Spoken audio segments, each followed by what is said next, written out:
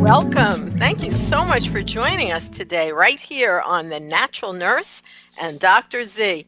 And we're bringing you this show live this morning. We're right here on Progressive Radio Network, PRN.FM, every Tuesday, 10 to 11 a.m. We're so happy to join with you. We have so many classes going on, both on ground, where you can meet with myself and Dr. Eugene Zamperone in person. Last year, when we did our herbal day, which takes a whole day, we go out in the field, we gather wild, edible, and medicinal plants, and we make them into herbal medicine, and you go home with your own medicine. So the class is from 10 a.m. to 4 p.m. That's happening in June. And we actually had people driving in and flying in even from all around to attend that class, because we do that once a year. But every single day, we do have something going on. For instance, we have a trip to Chinatown where we spend a day learning about traditional Chinese medicine right in the field in Chinatown. And then every day we have an online class.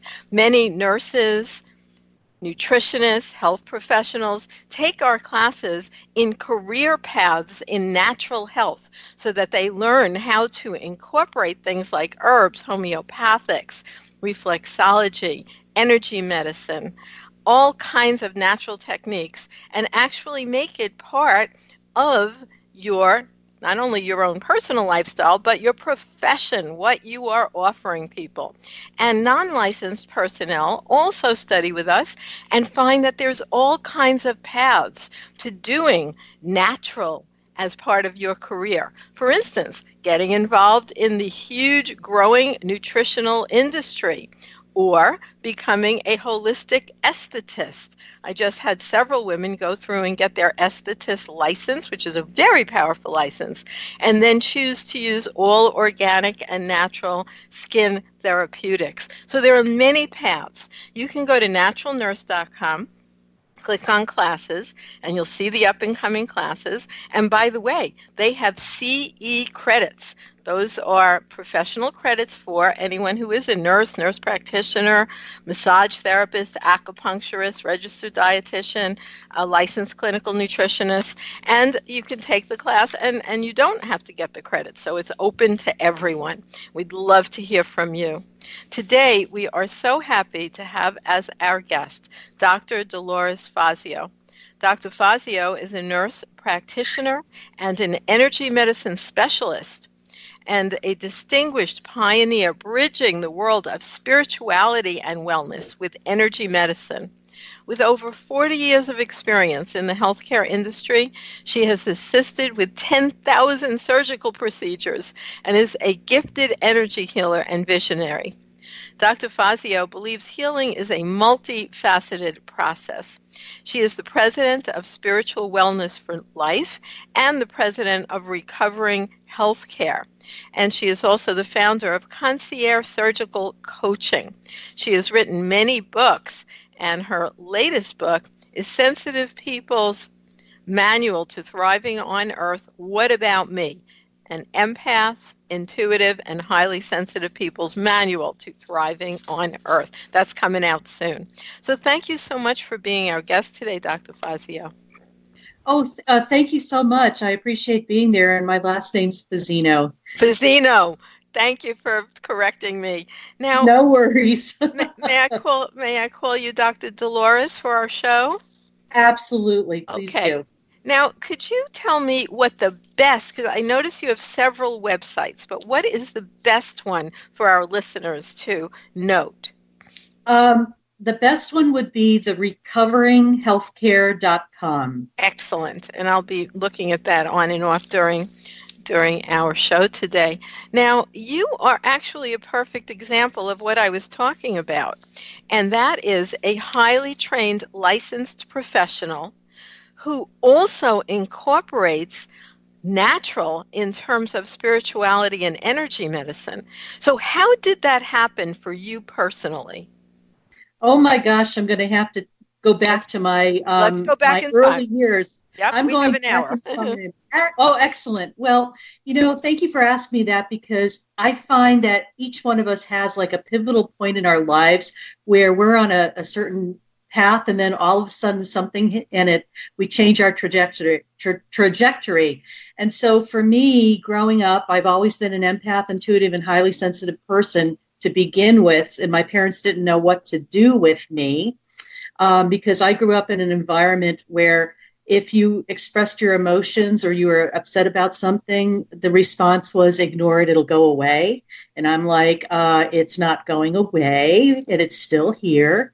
But, to go even further, my dad, I was on a path to become a concert clarinetist, believe it or not. And in the 11th hour in school, I decided to become a nurse. And this is what happened.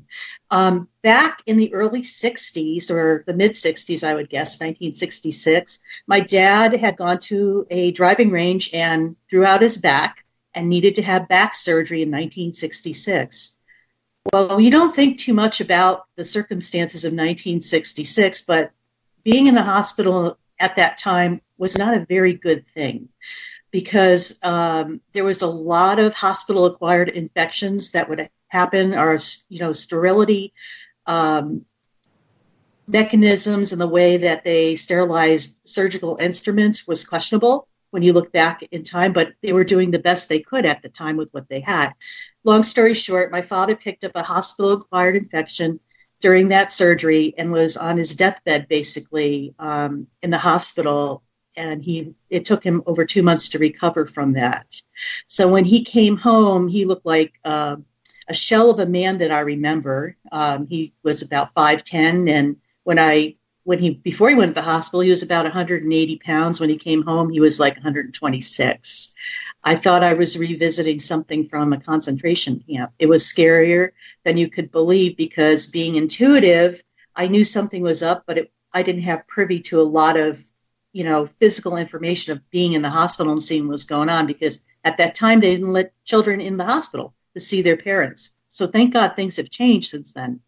But anyway, flash forward, he recovered from that. And then 4 years later, in 1970, when his immune system got compromised, all of a sudden he would get deathly ill. He would develop abscesses throughout his abdominal cavity, and the septic have to be in the hospital for 2 months, having a surgery and draining those abscesses. And he was on his deathbed once again. And he would recover. This happened a total of 4 different times between 1970 and the fall of 1975. So for me, funneling my emotion into music was my therapy, if you want to say that, and I really excelled at that. Now, what was happening with my dad at the time, the CAT scanner just got introduced in 1975, so they put my dad in through the CAT scanner, and it was determined through that diagnosis that where the infection was coming from was where he had his previous back surgery back in 1966. So their solution to the problem was that he was going to need a spinal fusion, another back surgery, which at that time in 1975 was in its neophyte stages. And it came with a very high risk of 50% that you could pass away or, die, and 50% chance that he could be paralyzed from his waist down for the rest of his life. And of course, that just scared my mother to pieces. And so my mother started exploring some other options.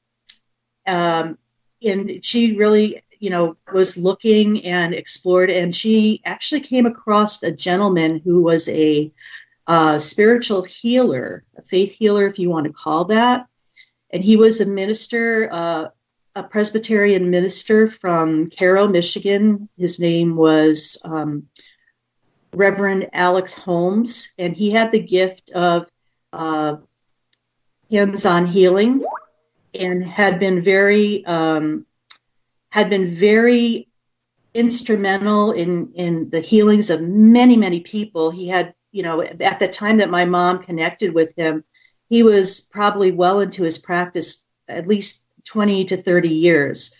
So she found out about him. And of course, my father didn't want to have a thing to do with that, because my dad was, he believed that Western medicine, had all the answers, and he basically gave his power over to that, which was okay at the time. But my dad said to my mom, when my mom presented the suggestion of having this healer come, well, check with the doctor, and if it's okay, I'll do it. So, of course, my father was in the hospital at the time, and my mom marched herself out of his room to the nurse's station where the surgeon happened to be sitting.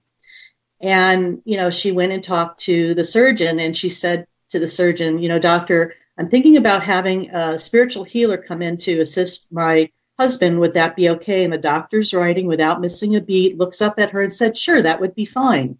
So my mom goes back to my dad's room and shared that news with my father. My father agreed. Not 10 minutes pass. My mom marches out back to the nurse's station, and the surgeon's still there, and she makes the announcement to the surgeon, my husband agreed to have the spiritual healer come in. And the surgeon looked up at her and said, what are you talking about? I never agreed to that. Oh. So we had some other interventions happening at the same time. It gets even better. So a month later, in January of 1976, Reverend Holmes flew from Michigan to Connecticut, where I grew up and where my parents and our family lived.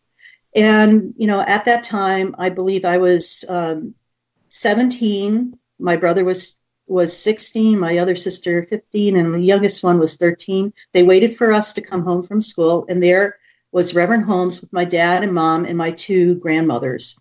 And so Reverend Holmes was this wonderful, he just had great energy about him. That's what I remembered about him. And he was just so humble and so practical. I don't know how he knew this about my father, because my dad was barefoot, but my dad had a leg length discrepancy by about an inch. And he had said to my father, Joe, which was my dad's name, put both your feet up. And when my dad put both his feet up when he was sitting, there was an obvious 1 inch gap. And he put a book there so you could see it as well. And so he started saying prayers, and he touched my dad's solar plexus and his crown chakra. And not 2 minutes went by, and he said, put your legs back up again. And they were both the same length. So in that moment, my life changed forever. My dad started bawling like a baby, like I've never seen him, because my dad was the type of guy that needed to have a demonstration to believe that anything was happening in the invisible, because many of us are like that as well. And so what had happened after that, I knew that I was on a path to become, a concert clarinetist. And in that moment, I knew that my career was going to be something else. And I was supposed to assist others to see what can be done in the invisible. And that healing is more than what we can see. And it was going to be it was my life's mission to share that work with other people, but to also offer a bridge to other possibilities that we can't see in the physical. So what had happened for my dad at that time, he had another half-hour session that continued, and he was instructed to go lie down, in which my dad slept for almost the next 24 hours because his energy field was like wide open. A month later, he went back to have a repeat CAT scan. They could find no evidence of the infection anywhere. And my dad never had to revisit that problem in his life ever again. And he passed away about 7 years ago at the age of 80. Wow. That's an amazing story. So that's how I got involved with this. And so I really So wait a minute. Let me come in here a minute, Dolores. Go ahead. So the energy part came before the nursing part. Oh, absolutely. Right. So that's interesting. Yeah. And it was just somehow, how sometimes you just don't know. It's hard to describe. When I look back on the situation, my music career was my therapy in order to express my emotion that I couldn't physically or audibly or orate. I wasn't allowed to express my feelings, and this is how I was able to express my feelings. It was my therapy, really. to get through my childhood. So, when people are artists or musicians, they really, that's the instrument they use to express their emotions, if they really are aligned with that. And I think that's such an important thing for us. It's an extension of who we are. Yes, so much so. But I find that the person who is able to find, and I'll use a word here, I know you know what it means, their dharmic path, really, and I feel I certainly have as well as you have, that's a wonderful way to use your life, because then you're actually on your path, and what you find is that, things come to you, things open, and it's less of a struggle. I agree with you, and I have found that to be even more so later in my life, probably in the last 15 years for sure, because I think we all have a tendency sometimes to doubt ourselves or, we question, and that's just sometimes that's just part of our path. And you get another pieces of the puzzle as you're going along exploring. And, when you get to have almost the 1,000-piece puzzle complete, it's like, you're like, oh, now I get it. Now I understand. Now I know why some of these things happen. And you could see the beauty in all of how it was so divinely guided. You know what I'm talking about. I know that one of the things that helps me see that continuity throughout life, because not everything is always so obvious. I keep diaries since I'm a little girl, and there have actually been times when something will occur and I'll go, oh my God, that's the piece to this. And I'll look back, 4 diaries ago, and the question came in then, like 10 years ago. And then the answer to that pattern exhibits itself years later. So when I get to a point like, I don't know about this step, I often just have faith. Yes. That it will become clearer later. And, I think that's a very, having faith and a lot of blind trust. I think that's what it's really all about right now for everybody, because there's so much stuff happening. A lot of people are going through major, major shifts and changes. And yes, it can be scary as you can imagine, because, we're in uncharted territory.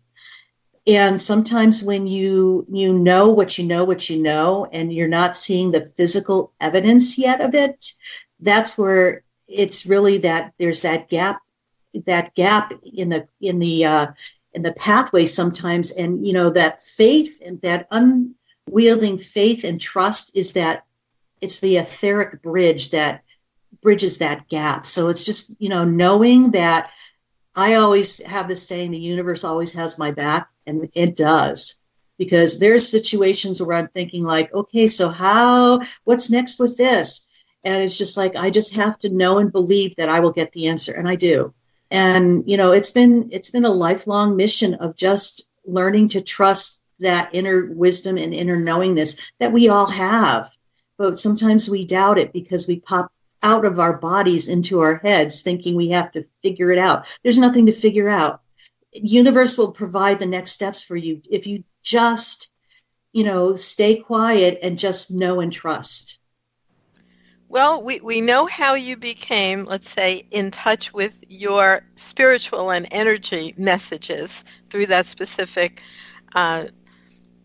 occurrence with your dad. But what led you to be a nurse? I mean, you are a top nurse. You're not just a LPN. You went very far in your nursing practitioner education. Yes, thank you. Thank you for honoring that. I appreciate that. I just knew, in that moment, I just knew I needed to be a nurse. It was just like, it was this knowingness. And once I made that choice, and I just knew that, that gateway opened, I took a step through it. For me, it was like the most logical thing to do, because here you are with people, you're working with, you're touching lives. And I guess for me, on some innate level, it was about touching others' lives and making a difference. And I felt that was the way to do it. I just that was the next natural step for me, apparently. And it felt very comfortable. Well, At one I point, want to have a shout out to people because I think nursing is a phenomenal career choice on so many levels. Although many nurses share with me they're not really happy being within, let's say, the hospital system, but there's such a variety of things you can do, and I really want to encourage men to consider nursing because it's great throughout your life. Like I am, let's say, towards the end at this point, maybe I have a few mhm. years left, but I've done a whole big long life so far.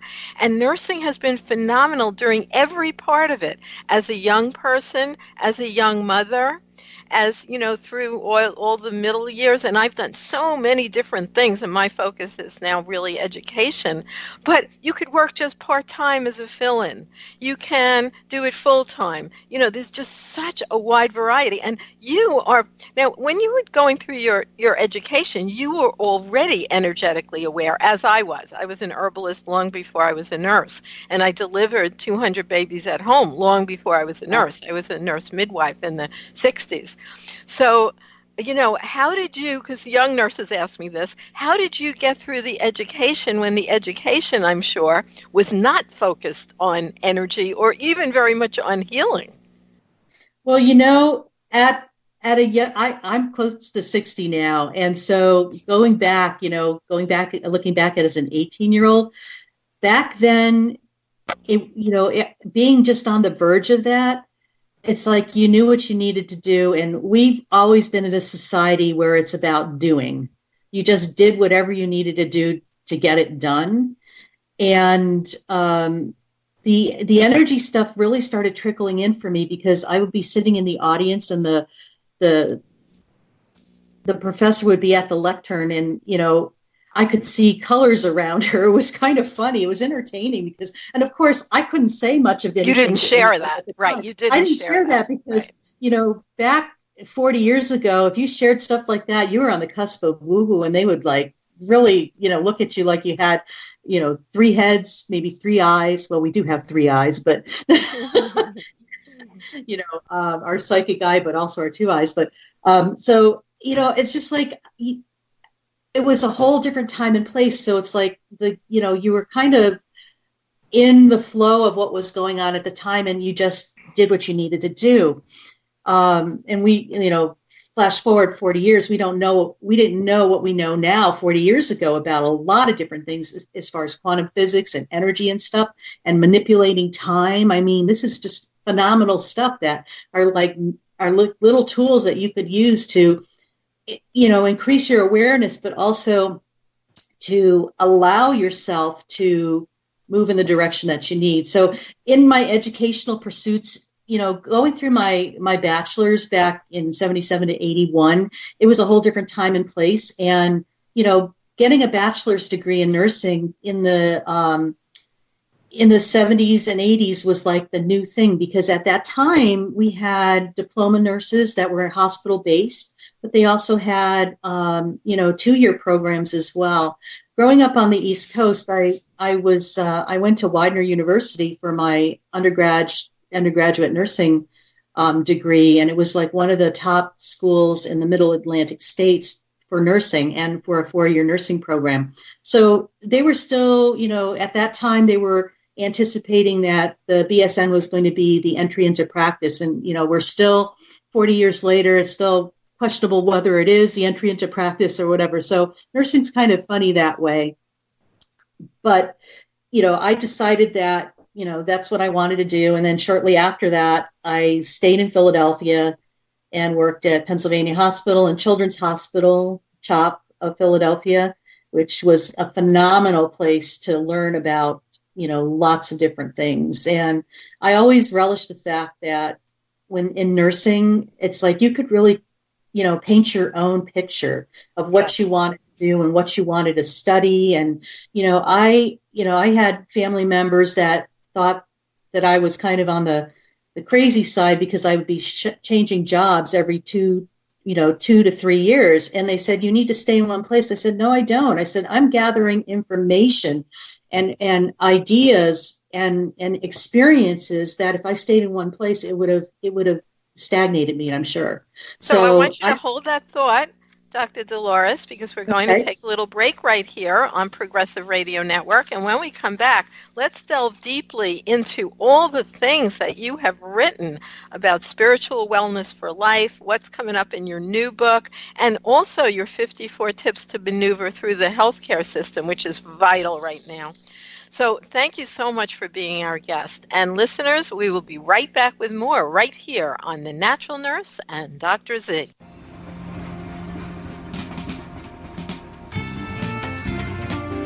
On this edition of the Natural Medicine Chest, we'll discuss the ancient Chinese science and art of acupuncture. Acupuncture is a 5,000-year-old medical procedure involving insertion and manipulation of needles into specific points on the body. It is often applied to relieve pain during surgery and for many other conditions. Acupuncture needles have been found in China that are over 4,000 years old. The first needles were made of stone. Later, bronze, gold, or silver was used, and today they are usually made from steel. Acupuncture was developed around the theory of special meridian points on the body connected to the internal organs, and that vital energy, or qi, flows along these meridians. According to this theory, diseases are caused by interrupted energy flow, and the stimulation of these points restores normal energy circulation. There is some scientific evidence of the existence of the meridians as a separate circulatory system. Studies were done in the 1970s by a Dr. Kim from Korea, where he injected radioactive dyes into the traditional acupuncture points. He observed migration of the dyes along the exact predicted path of the meridians. How acupuncture works remains uncertain, but both Western and Eastern scientific studies on rabbits have shown that the analgesic effects are not simply a matter of suggestion. After the discovery in 1975 of endorphins, natural pain inhibitors in the body, some neurophysiologists suggested that the needles may trigger the release of these substances. American and Chinese studies have confirmed that placing acupuncture needles in the brains of dogs raises the level of endorphins in the spinal fluid. Acupuncture is used today in most hospitals in China and by many private practitioners in virtually every country in the world, including the United States. The primary use is for analgesia, although ulcers, hypertension, asthma, and other conditions have been documented to respond favorably to this treatment. Chinese surgeons prefer acupuncture to the use of drug-induced analgesia because they claim it does not disturb normal body physiology and therefore does not make the patient vulnerable to shock. Brain surgery is especially amenable to this form of analgesia when it is necessary to keep the patient awake during the operation. Although some modifications in the practice of acupuncture have been made, such as sometimes using a small electric current on the needle instead of the traditional twirling, acupuncture remains intact as an ancient therapeutic technique that has been used successfully for at least 5,000 years. Perhaps you'd like to add this piece of knowledge to your natural medicine chest.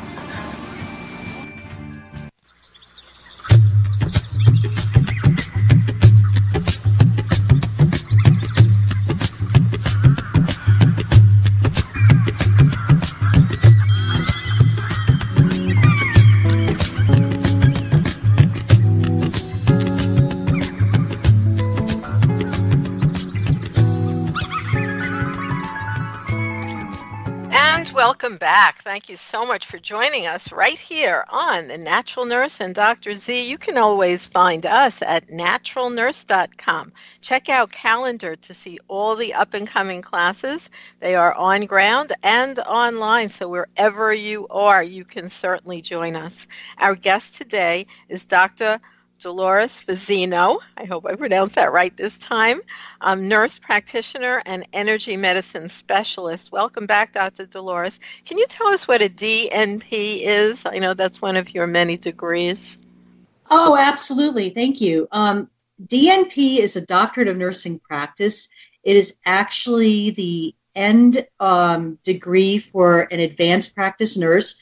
If a person is a nurse anesthetist, a nurse midwife, a clinical nurse specialist, or a nurse practitioner, this is the end educational track for those type of degrees. So thank you for sharing that. Now let's delve deeply into what you're doing now. Like whatever you'd like to share. For instance, concierge surgical coaching, what's that?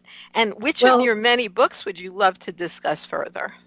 Okay, well, let's talk about the concierge surgical coaching. I love being an entrepreneur, and for me, my business, Recovering Healthcare, it actually creates programs where there's gaps in healthcare. And as we know today, there are many gaps. And with the changing horizon of what healthcare is becoming and where it has been, it's evolving into something different that we probably will not even recognize in the next 5 years because of all the different aspects that are coming in. And a lot of it has to do with the financial component of reimbursement from insurances and where hospitals are getting their money. And, a lot of times too, when we look at patient satisfaction, patients, that's what's driving the success of healthcare, is what the patients want and what they're needing. And the concierge surgical coaching program, with my close to 27 years of assisting in surgical procedures as an advanced practice nurse, taking the role over of an assistant surgeon in surgery, I've witnessed a lot of different things and why people sometimes don't seem to heal completely.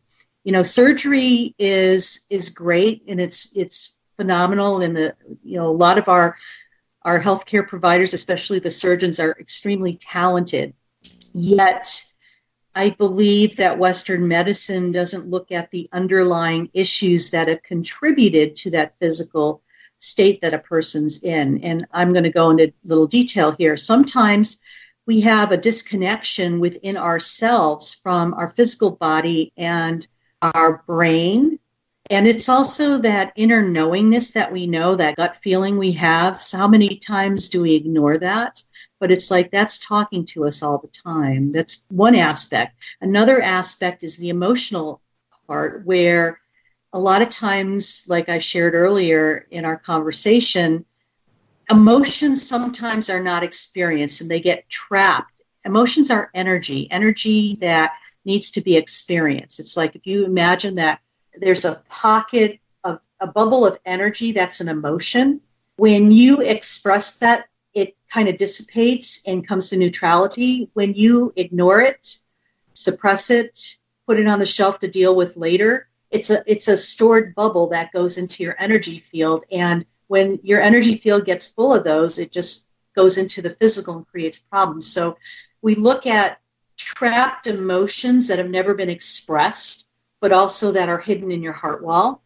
And, lastly, like your thinking, your beliefs, as far as, what do you say to yourself on a constant basis, that little inner dialogue you have. It's like that affects people's health and well-being as well. So when we address those 75% of the holistic wheel, we actually help people have more of a lasting healing when they have a surgery, or sometimes they don't even need to have a surgery because they realign themselves so their physical health and wellness is part of that realignment and having healing. So in concierge surgical coaching, I like working with people that know that they're going to have surgery. I like to get them about a month out and start working with them and exploring, what's in the non-tangible, the mental, emotional, and spiritual aspects that possibly could have created the need to have a surgery or have a disease that they've created for themselves. And so we kind of unravel that energetic matrix and together, and we look at things, and I offer suggestions, and I teach people how to trust that inner knowingness and make the right decisions for them.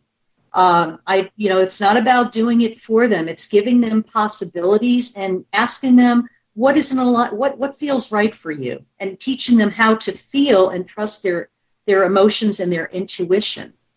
And I think one of the best compliments I ever received from a surgeon, because I took her through my program and overview, she sat there and she said, "Oh my God, Dolores, they're actually healed before they come to have surgery."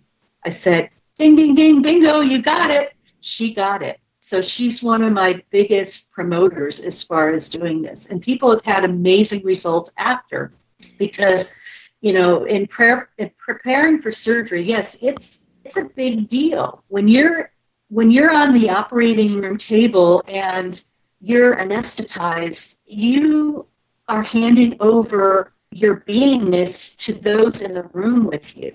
And that is the most, I find it the most intimate aspect of a person, is like when you're anesthetized, it's like when you're a nurse in that room or any other team member in there, you have a real huge responsibility to take care of that soul or spirit that's still in the room, even though the body's anesthetized, because they hear everything. I just want to bring in somebody that I'm sure you're familiar with, as are all our listeners, because Dr. Oz was always a proponent for that, because I was in many groups, such as the traditional medicine group in Columbia Presbyterian Hospital when he was still doing surgery. He wasn't so famous then. But he actually brought healers in and music in the surgical salon, specifically to care for the person's soul. Yes. I'm extremely aligned with Dr. Oz and his ideology and his practice. And I want people to know he did this years ago, way before he was the big famous TV star. And you know what? They looked at him and they were like scratching their head, like, "This guy, cray-cray?" I know, because a lot of times when people are on the edges of what we know and what we don't know, people want to try to grab you back into, the concrete stuff and evidence-based medicine, and evidence-based medicine is constantly evolving. And I know this is kind of an interesting story. I get this a lot from my medical colleagues that, are very indoctrinated in the way that they learn. If it's not evidence-based, it's not really, it's not worthy of looking at. And so many times we are in situations where we know that something is what it is, but we don't have the technology yet to measure that, to prove it. Yes, but you know what? As you said, Dr. Dolores, now I've been doing this since 1964, just a little bit longer than you. I became a nurse in 73.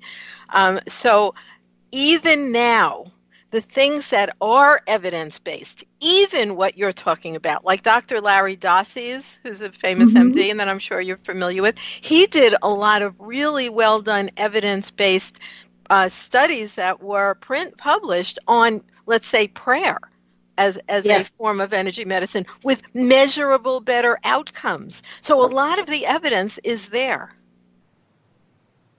I agree. And still, things are going to come into our energy fields as well as possibilities for the future that we don't have some of the, I want to say, the concrete ways of measuring it. Correct. Yeah, and it's an exciting time to be alive and be in, especially our niche in healthcare. So many amazing things have transpired in my career over the last 40 years, just in the way surgery is done. I mean, we rarely do an open procedure like we did 40 years ago. Everything is minimally invasive and with robots and it's the possibilities are endless. It's just we have to remember to keep that humanness aspect as part of that. Oh my God, that is so big. Because how about the fact that right now, so often in just a conventional doctor's office, the doctor's at the computer looking over his or her shoulder at the patient, and the only thing they're doing is searching for codes in the 5 minutes there. They're not smelling the patient, touching the patient.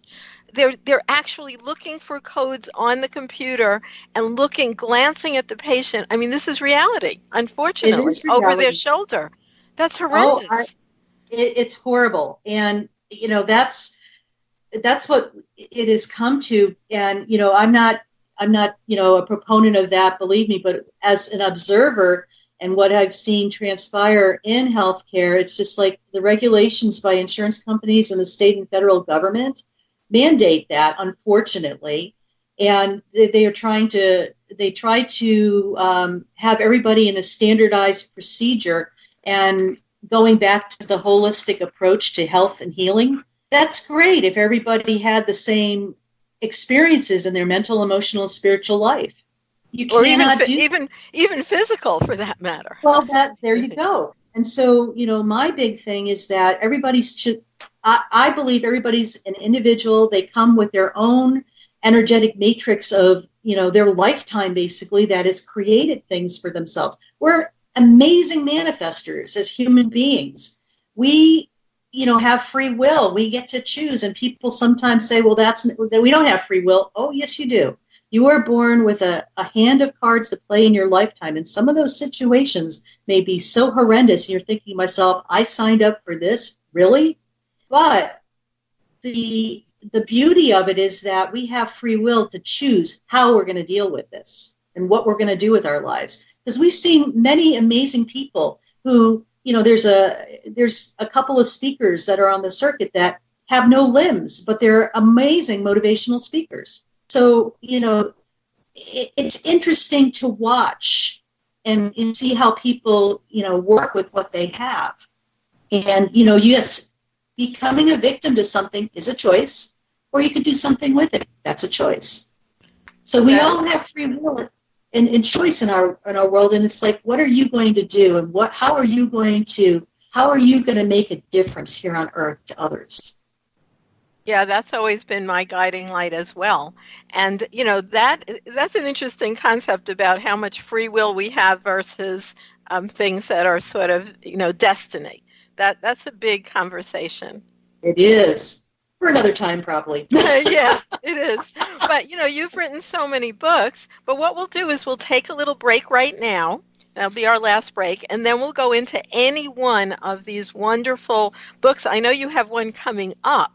But people can't get it yet, but we can talk about it. But certainly we can talk about Spiritual Wellness for Life. That would be a wonderful one, or your choice.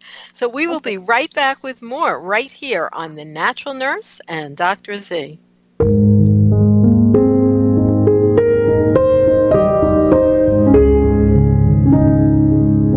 Hi, everyone. I'm Gary Null, the founder of the Progressive Radio Network.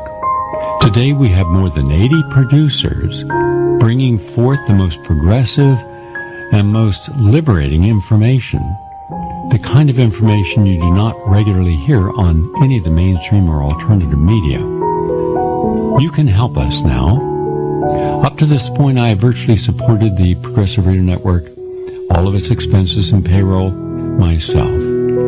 But we would like to expand our reach. We'd like to do far more. We'd like to be able to advertise on Facebook and let others know we exist. We are the #1 progressive radio network in the world. In fact, we have programs that are most listened to in all of progressive radio. But we could go a lot further. Our message could reach a lot more people, especially at a time when people are desperate for honest, objective insights on the important topical issues of our day. How can you help?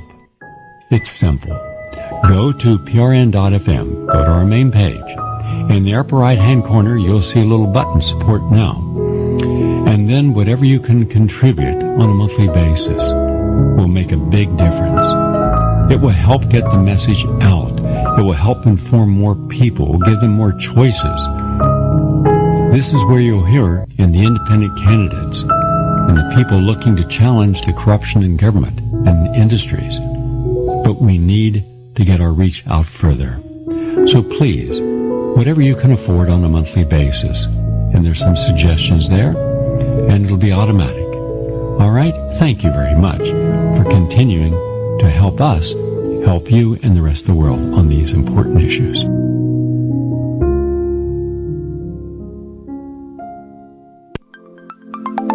Hey folks, my name is Jordan Valerie, my pronouns are she, her, hers, and I'm here to tell you about the Millennial Politics Podcast. We speak with the next generation of progressive candidates, activists, and organizations dedicated to restoring our democracy and protecting our civil rights and liberties. Make sure to stay tuned for Tuesday at 8 p.m. Eastern Standard Time, right here on the Progressive Radio Network, to hear the most recent episode of our podcast, and follow us on social media and iTunes to stay up to date with everything millennial politics.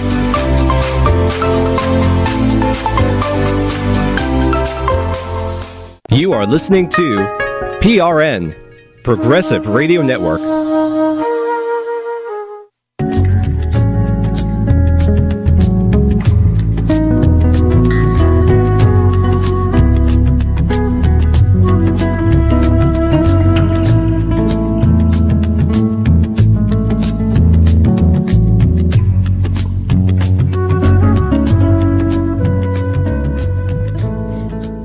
Welcome back. Thank you so much for joining us right here on The Natural Nurse and Dr. Z.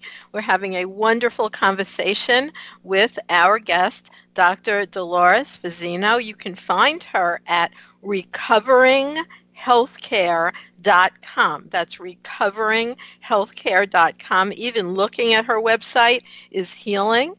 And thank you so much for being our guest. So let's go into what made you write your books, and then perhaps some deep information from at least one of your books. Oh, great. Well, thank you. I love to write. It just comes natural to me. And, for me, I've had so many things happen to me throughout my life that have been like aha moments that I've just felt it was really important to share those, because you never know what you write or say how it's going to affect somebody else. And you might have the piece of the puzzle that's, a necessity for somebody else to have them move on in life. So I really encourage people to, write and share their stories. And I love stories. And when I speak publicly, I always tell many stories in my talks, because people really can resonate with that and they get it. Because that's the common link, I think, with people is storytelling. We learn so much from each other about, our humanness, our human nature, and they're really gifts for other people as well. I chose to write my first book, Spiritual Wellness for Life, because I had so many personal and professional stories that I felt that left me thinking, oh my gosh, this is amazing, because it's just a little on the esoteric side, but it ties into normal life. If you're willing to listen and just connect with that inner knowingness, you're guided and you're given amazing opportunities. And we think sometimes that they're the exceptions to the rule, but what I know now in my life, they really are the new reality. Miracles are happening every day for so many people that people think, oh, it's a miracle. No, this is how life is supposed to be. We've been duped into believing that working hard in life and having challenges and, you have to make something happen, or being in a state of doing is what normal is. And no, we've been duped into believing that that's what normal is, and it's not. So in Spiritual Wellness for Life, I share about stories that, of course, the story of my father and his healing, that's like a cornerstone piece of that, because it just gives people the hope and faith that things can happen even though when you don't believe they can. It's like the universe is always trying to prove us wrong, prove our egos wrong if we let our ego and our guard down. So, yes. I also want to talk about my other book, Help, How Do I Get the Most Out of My Healthcare Experience? Right. This came out of a gap in healthcare, so to say, through recovering healthcare. I live in Encinitas, California, which is, on the opposite coast of where my parents were in Florida when they were still alive. And I love my parents, and, the umbilical cord always stretched 3,000 miles. It always stretches, it stretches. It's like you think you're away from your parents, but you never are. It's an energy thing. So I would empower coach them from 3,000 miles away in regards to their health care. And I was always, and it still puzzles me to this day, how complex our healthcare system is, that even as a healthcare practitioner, I find it challenging to maneuver through. And I can't even imagine somebody who doesn't have any healthcare experience attempting to maneuver through it. It's really tough. So I came up with 54 little tips to help people, get the most out of their healthcare experience and actually give them solutions to simple things. So it's written for the layperson. I had my parents in mind, because how many times do we think that you have a doctor and you have to be married to them for life? And that's not true. And a lot of people think that, they can't change their doctors. And so I always, talk about choosing your healthcare provider. It's like you're dating them. You need to find out if it's a good fit and they're going to work, and whether or not they're a good fit. And it's just like, because you want somebody who's going to be aligned with the way you think and the way you feel about things, and is going to be, more of an advocate for you. We've all had situations where you go into the doctor and the doctor's saying you need to do X, Y, and Z, or else. And they put a lot of fear into people. And, that's a whole nother issue. But I'm a firm believer that a lot of times our healthcare professions create problems for people. Because people take that on as their reality when it may not be. And, we're amazing manifestors. Whatever you focus your attention on, you're going to create. So if a person says, or a physician says, well, you're going to have a heart attack and stuff like that, the people buy into that. I'm going to have a heart attack. So guess what they create? I'm going to have a heart attack, and they have one. It's as simple as that. Believe me. And I've gone through that personally in dealing with physicians. I'm my primary care doctor's worst nightmare. Me too. Me too. Or I will use a primary care doctor to do what I want. Like write a prescription for sonograms. I personally don't get mammographies, and I tell them what to do, and they do usually do it. And if not, you fire them because you are the employer. Exactly. So this book is about empowering people to make the right choices and to tell them. I touch on a variety of things, from when you need to find your first doctor, how to keep your medical records, and if you need to have surgery, what you might need to do. Touch a little bit on complementary and alternative, and most importantly, I talk about them in dealing with insurances, and when you are don't have insurance, and how you can negotiate with different people in order to get, and a lot of times people don't know you can negotiate to get a lower price.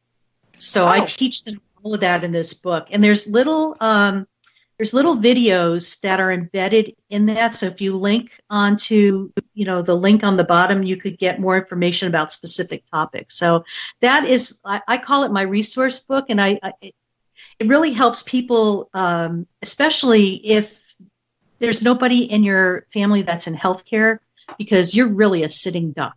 That's the way I look at it, because it's like you really need to have some type of resource or some type of idea. And it's, like I said, it's written very simply. There's like maybe 3 or 4 bullet points underneath each topic. And people have really enjoyed that. And then I just want to talk furthermore about this new book that's coming out. I, being an empath, intuitive, and highly sensitive person, have always been sensitive to the fact that I'm not really sure why I'm here. It's just like I don't fit in. I am so sensitive that sometimes it's working against me, and I just don't know what to do with this. So this book is really geared for people who are empaths, intuitives, and highly sensitive people, because I always wondered when I was growing up, where's the manual that I was supposed to come with, because I'm not fitting in here. I need to know. And so it's about putting together your own personal manual on how to learn how to move beyond surviving to thriving, because I believe people who are empaths, intuitives, and highly sensitive people are here for a specific reason on earth. They're here to teach people how to how to feel, because we have a society that will do anything possible to avoid that. And so once people realize that they have these special gifts, it's teaching them how to have them work with them. And it's really simple, and so I help and coach people doing that. And what I'm really excited to share is that I give webinars on a regular basis, and it's called Calling All Empaths, Intuitives, and Highly Sensitive People. And I educate them about being an empath, intuitive, and what they can do, and with simple tools. And I'm also putting together a retreat in May of this year in beautiful Mount Shasta. It's a 5-day retreat it's called the 5 Pillars of Extreme Self-Care, and it's for empaths, intuitives, and highly sensitive people, and those who feel. And it's there for them to have extreme self-care, because when you are very empathic and intuitive, you take on a lot of energy, and learning how to maneuver your boundaries and how to take care of you so you could show up as the best version of you is essential. And once people are able to grasp that, they do amazing things. And many of our healthcare providers are empaths, intuitives, and highly sensitive people. That's what makes nursing what it is. They feel, they connect. Yes, many people were drawn to nursing for exactly that reason. And so it's so interesting that I have found that many of the nurses I work with, and everyone, gets involved in the spiritual aspects of life later.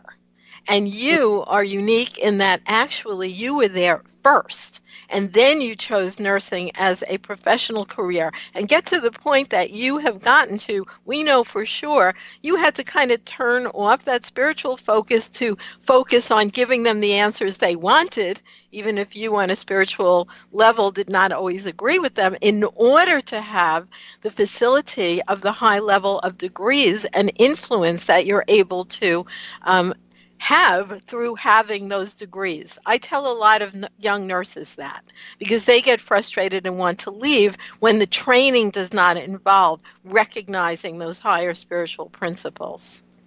You're spot on with that. And, a lot of times it's just you have to do what you need to do to get started. And, a lot of nurses get frustrated with the fact that sometimes after they graduate, they get their first job, and it's important for them to stay there for at least 2 years, just to get a good foundation of what's going on. And then from there, they could branch out and do anything that they want.